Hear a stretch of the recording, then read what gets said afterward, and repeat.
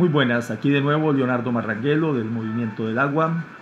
Hoy es miércoles 23 de mayo del año 2018. Estamos en una tarde lluviosa, pero muy linda. Y quiero conversar con ustedes a propósito de esto que ya hablé, del cambio de nombre, de un proyecto de ley que está en el expediente 18.943 de la Asamblea Legislativa, que fue planteado en octubre del 2013 por el diputado José María Villalta.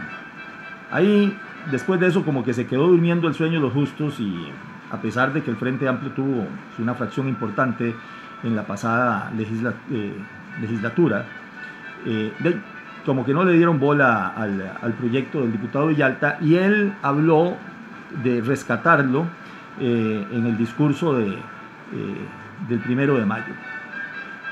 Entonces, quisiera comentar un poquito sobre qué se trata y hacer algunas observaciones positivas al respecto. Este proyecto lo que pretende es la posibilidad de que en el momento del nacimiento al niño se le otorgue no necesariamente el primer apellido, el del padre, y el segundo apellido, el de la madre, que ha sido el orden tradicional en nuestro país, y algo que es así en la mayoría de los países. Hay algunos en donde es a la inversa, el caso de Brasil, en que el primer apellido es el de la madre.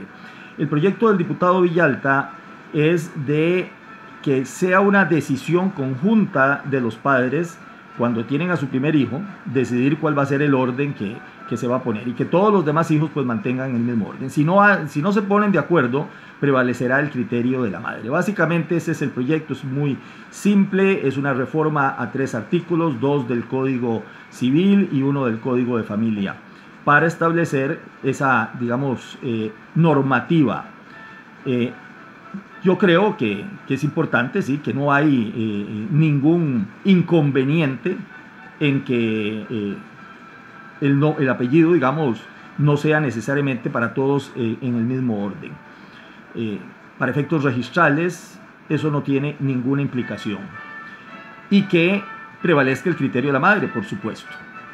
Ahora, yo creo que también debe darse ese derecho de esa escogencia al ciudadano cuando es ya mayor de edad.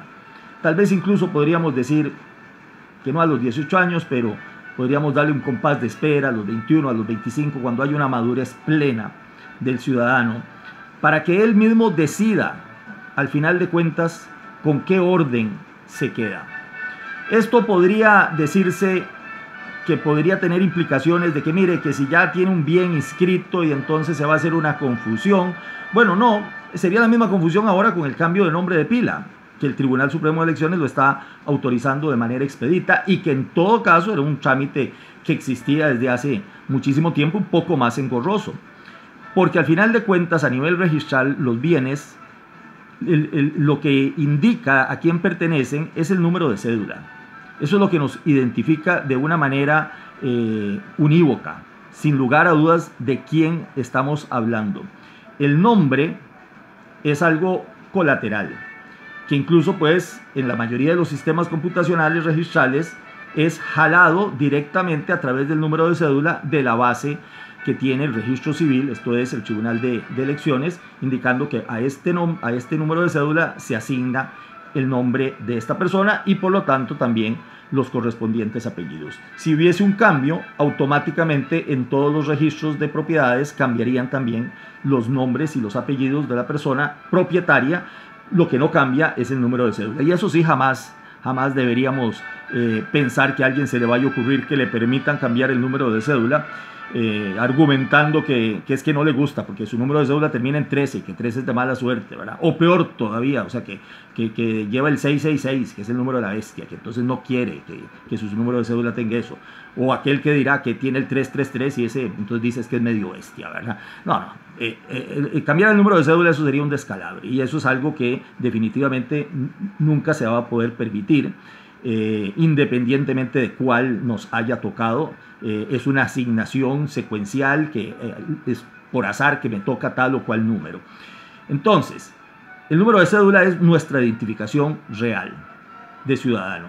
El nombre tiene que ser algo que esté a gusto con la persona. El hecho de que una persona adulta pueda también decidir que prefiere llevar como primer apellido el nombre, el apellido de la madre y el de segundo el del padre, puede estar vinculado a razones psicológicas. En algunos casos tiene mucha más afinidad con la madre que con el padre. Es más, puede que tenga una mala relación con el padre, incluso que no tenga relación porque los abandonó. Yo iría más allá. Yo daría la posibilidad de lo que se estilaba en la época de la colonia.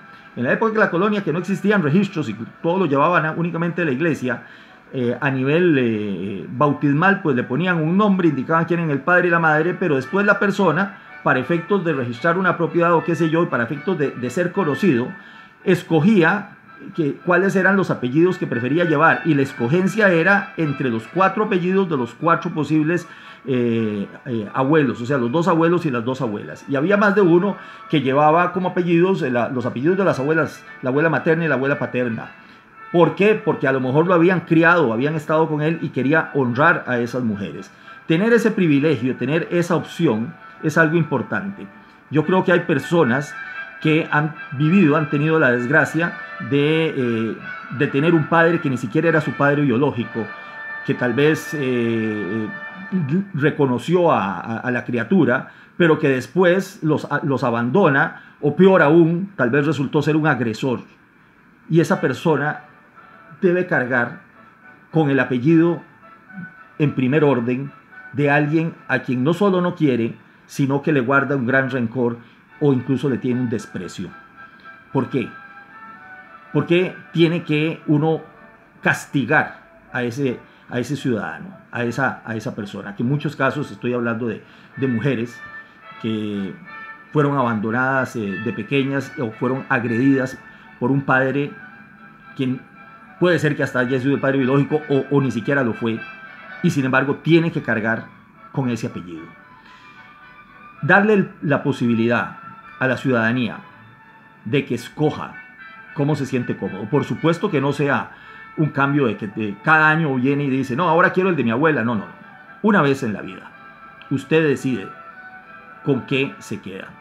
Entonces, ampliar un poco ese proyecto, darle un poquito de pensamiento a las condiciones que se podrían dar, yo creo que sería importante. Al final de cuentas, eso no afecta en nada a nuestros sistemas registrales. Es lograr el bienestar, el que la ciudadanía se sienta a gusto, cómoda, como se llama. Algunas de estas personas pues lo hacen de manera de hecho y en su cédula termina diciendo conocido como. Pues que no sea conocido como, que sea realmente esa persona. O sea, que se le pueda satisfacer ese deseo. Y eso tiene que formar parte de las políticas que no solo económicas tenemos que hablar, sino también, como digo, del bienestar mental de la ciudadanía. Para muchos ciudadanos, para muchos compatriotas, quizá no sean una mayoría, la mayoría de nosotros estamos contentos con los apellidos que llevamos y el nombre que tenemos, pero para los que no, darle la posibilidad de que puedan ejercer ese cambio, sin que tenga que haber un trámite engorroso, sin que tenga que comunicársele a la otra persona, pedirle el criterio si está de acuerdo. No, ese soy yo. Yo quiero dejar de tener ese apellido y quiero ahora tener los apellidos de mi madre o tener el de mi abuela materna y mi abuela paterna en el orden en que yo quisiera. O sea, tener esa posibilidad sin que eso signifique ningún perjuicio, ningún daño, ni para ningún otro ciudadano, ni para tampoco los sistemas registrales. Démosle pensamiento. Nosotros pues vamos a tratar de hacer los contactos con algunos diputados. Nos encantaría que el diputado Villalta acogiera esta ampliación de esa propuesta original de él, que a mí me parece maravillosa y que ha estado ahí estancada por 5 años y que hay que rescatar. Muchísimas gracias.